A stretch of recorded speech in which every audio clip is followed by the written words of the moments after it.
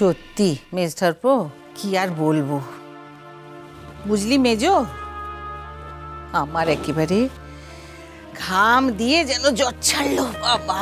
না বৌদি, ব্যাপারটা আমি ঠিক বুঝলাম না, কাজেই আমি অতটা স্বস্তি পাচ্ছি না। আরে বাবা, এ দেখো, কমলিকা বাহাকে জোর করে এ বাড়িতে নিয়ে এসেছে, তার মানে এটা তো বোঝা যাচ্ছে কমলিকার সাথে অর্চির যদি মনোমালিন্য হয়েও থাকে সেটা বাহাকে নিয়ে অন্তত নয়, তাতেই আমরা খুশি, বলো? একদম একদম। সত্যি আমরা শুধু শুধু বাহাকে নিয়ে এত টেনশন করছি বাবা। বাড়ির লোক হয়ে আমরা উচ্চিকে ভুল বুঝলাম, অথচ কমলিকা বাইরের মেয়ে হয়ে উচ্চিকে একবারও ভুল বুঝলো না। প্রথমে আমারও সেটা মনে হয়েছিল, কিন্তু একটা কথা বলো দোয়েল পাখি, মন তাহলে এ বাড়িতে থাকছে না কেন? হতে পারে যে এইটা নিয়েই কমলিকা আর রুচির মধ্যে মনোমালিন্য।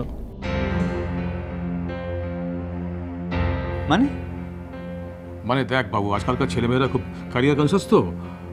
কমলিকা অত ভালো ছাত্রী ছিল, একটা নামকরা কলেজে পড়ায় চান্স পেয়েছে, সেখানে হয়তো ও একটা এমন প্রজেক্ট নিয়ে কাজ করতে চাইছে যেটা অর্চি কোনো কারণে পছন্দ করছে না, তাই শেষমেশ দাদাকে দিয়ে মত করিয়ে।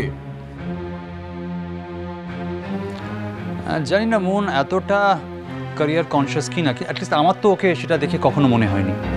না রে বাবু, আজকালকার ছেলেমেয়েরা তো আর আমাদের মতো নয়, তাদের মধ্যে ওই একটা কিরম দেখবি, ওই একটা প্রতিযোগিতার ভাব মতন থাকে। ঠিক বলেছে দিদি ভাই, ওই যে বলে না হাম করেঙ্গে তু, না কি যেন বলে, তুম করেঙ্গে তো হাম করেঙ্গে, হাম কিসি সে কম নেই, ওরকম। ও বাবা, ও বৌদি, তোমাদের বাড়ির মেজবাবু আজকাল হিন্দি স্কুলে যাওয়া আসা করছে নাকি? ব্যাস দেখলে দিদি ভাই, দেখলে একটা কথা বলেছে কি বলিনি, অমনি টিপ্পনি কাটা শুরু হয়ে গেল। মেজদা, এটা কিন্তু ভারী অন্যায়। আপনার কি মনে হয় আমাদের মেজদি ভাই এইটুকু হিন্দি বলতে পারে না? হ্যাঁ মেজকামনি, আমার কিন্তু মনে হচ্ছে মানে কোথাও কিছু একটা মিলছে না, জানো? দেখ বাবু, তুই এই পুজোর আনন্দের সময় এমন কিছু কথা বলিস না যাতে আমাদের মনটা আরো খারাপ হয়ে যায়। না, অন্তত বাহাকে নিয়ে কোনো ব্যাপার হলে কমলিকা জোর করে এভাবে বাহাকে বাড়িতে নিয়ে আসতো না, তাই না? তাছাড়া ও তো আমাদের সঙ্গে কত ভালো করে কথা বললো, তাই না গো? হ্যাঁ, তারপর তো বাহাকে নিজের ঘরে নিয়ে গেল, সেখানে বাহার সামনে বসে বাহার সঙ্গে কথাবার্তা বলছিল, বোধহয় বাহার কাছ থেকে কিছু গল্প টল্প শুনছিল। আমার সেখানে তো অর্চিও ছিল। না না, আমি নিশ্চিত, 100% নিশ্চিত বাহাকে নিয়ে ওদের মধ্যে কোনো ঝগড়াঝাটি নেই। আমার কিন্তু এখন খুব খারাপ লাগছে, জানিস মেজু, আমরা কিন্তু বাহার সাথে খুব ভালো ব্যবহারটা করিনি মাঝখানটাতে। কি করব দিদি ভাই, আমাদের কাছে তো সংসারটাই সবার আগে। সংসার ভেঙে যাবে এমন কিছু ঘটার সম্ভাবনা থাকলেও আমরা সবাই সবই ঠিক আছে, হয়তো তোমরা যেটা বলছো সেটাই ঠিক, কিন্তু তাও মানে এত কিছুর মধ্যে মনের মুখটা কেন এত বিষণ্ণ লাগলো সেটা আমি বুঝতে পারছি না। আর যাই হোক না কেন, মানে পুজোর মধ্যে ওর বাইরে চলে যাওয়াটা কিন্তু আমি কিছুতেই মানতে পারছি না। হ্যাঁ, সেরকম হলে তো অর্চির সঙ্গে যেতেই পারতো। আচ্ছা মেজঠাকুরপো, অর্চির ছুটি কোথায় বলো তো?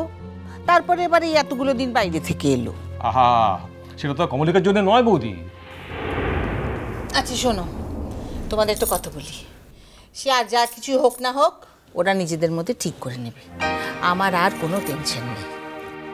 হলো, এবারে কাল থেকে পুজো, সবাই মিলে আনন্দ করো, ঠিক আছে? কি রে মেজো? একদম ঠিক। এতদিন আমরা প্রচুর প্রচুর প্রচুর টেনশন করেছি, কাল থেকে আর নো টেনশন। একদম। এবার চলো রান্নাঘরে, অনেক কিছু পড়ে আছে, দাঁড়িয়ে দাঁড়িয়ে থাকলেই হবে না। কি চল চল। এই যে শোনো, তো কোথায় যাচ্ছ? রান্নাঘরে। জানি কাজ আছে, তবে আমাকে একটা চা দিয়েছো। ভেবে দেখছি। এই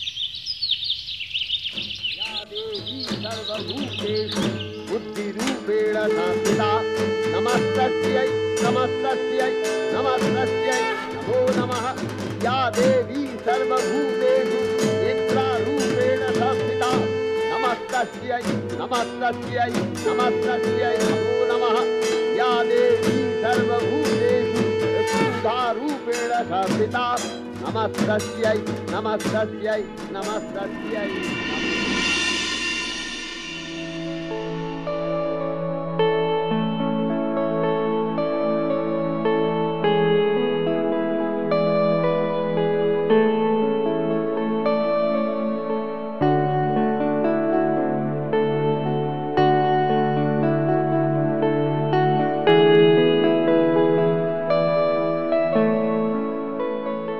বাবু, হ্যাঁ, আপনারা তো অনেক করেছেন।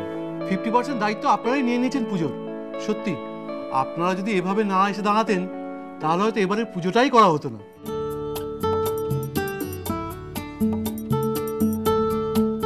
এই তো বাবু শেষকালে এসে পুজোর অষ্টমীর খরচাটা পুরো দিয়ে দিল। কেন এসব ব্যাখ্যা করতে যাচ্ছেন মজুমদার মশাই? এত বছর পাড়ায় আছি, এত বছরের পুজো। সেই তো, কবে পুজোটা শুরু হয়েছিল বলুন তো? ওই 3 জন লোকে মিলে পুজোটা শুরু করেছিল, তার মধ্যে 2 জন তো এখন আর নেই। তাছাড়া এই কদিন তো পাড়ার সমস্ত পরিবার একেবারে একসঙ্গে হয়ে যায়, সেই যে আনন্দ সেটা কি কম?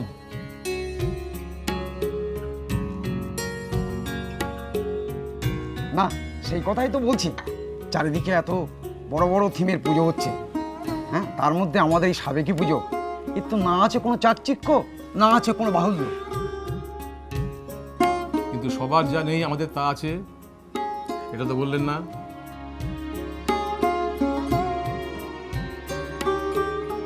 বুঝতে পারলেন না তো? নিজেদের আছে তাই বুঝতে পারছেন না। আন্তরিকতা।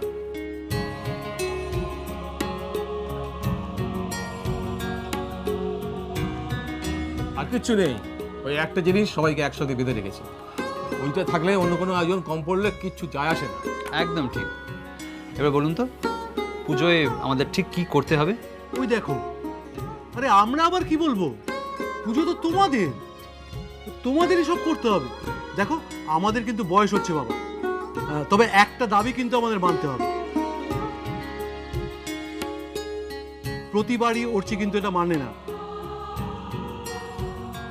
এবার পাড়া ছেলে বুড়ো সবাই দাবি এটা মানতেই হবে। কাকু, আপনার সেই প্রত্যেকবারের মতো একই বায়না যে প্রথম খবরে লিখতে হবে আমাদের পাড়ার পুজোটা নিয়ে।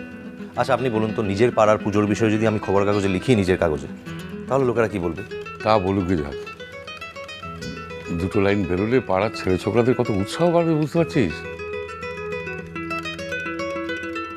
দে দে দে, বার করে দে, ছেলেগুলো এত খাটছে। আচ্ছা দেখবো। না না, এবার দেখবো বললে হবে না অর্চি, এবার করতেই হবে কিন্তু। বললাম তো দেখবো। অর্চি যখন বলেছে দেখবো, তখন দেখা হয়েই গেছে ধরে নিন। আচ্ছা না হয় 2 লাইন লিখলাম, কিন্তু এটা বলুন যে আপনাদের পুজোর বিশেষত্বটা কি, মানে কোন ব্যাপারটাতে ফোকাস করব? এখন শোভাবাজার অঞ্চলে একটা পাড়ায় একটা পুজো হচ্ছে, এটা তো কোনো খবর হতে পারে না। আহা, তাহলে লিখে দাও না, প্রত্যেক সন্ধে পাড়ার ছেলেমেয়েরা সাংস্কৃতিক অনুষ্ঠান করছে। এই তো রূপুমাও তো গাইবে একদিন। এটা কোনো খবর হলো? সাংস্কৃতিক অনুষ্ঠান হচ্ছে, সব জায়গায় হয়।